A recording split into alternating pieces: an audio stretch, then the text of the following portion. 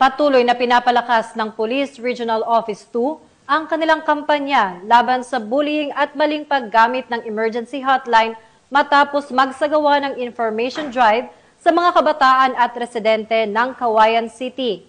Ang report mula kay Patrolwoman Lainey Lorenzo.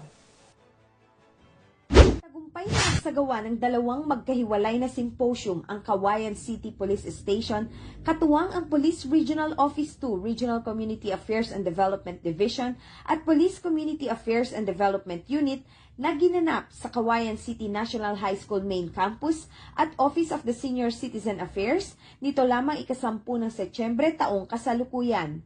Pinangunahan ni Police Major Sharon C. Malilin, Chief Regional Public Information Officer, ang talakayan na tumuon sa mga paksang anti-fake news, anti-bullying at 911 response. Ang unang symposium ay dinaluhan ng mga guro at mag-aaral, habang ang ikalawang bahagi naman ay nilahukan ng mga opisyal ng sangguniang kabataan, lokal na pamahalaan at intern students. Nagpahayag ng pasasalamat ang pamunuan ng paaralan at lokal na pamahalaan sa ganitong inisyatiba ng kapulisan na layong palawakin ang kaalaman at palakasin ang ugnayan ng kabataan, pamahalaan at komunidad tungo sa ligtas at mapayapang lipunan. Mula dito sa Lambak ng Cagayan, ako ang inyong PNN correspondent, Patrolwoman Lainey Lorenzo, alagad ng batas, tagataguyod ng Balitang Pulis.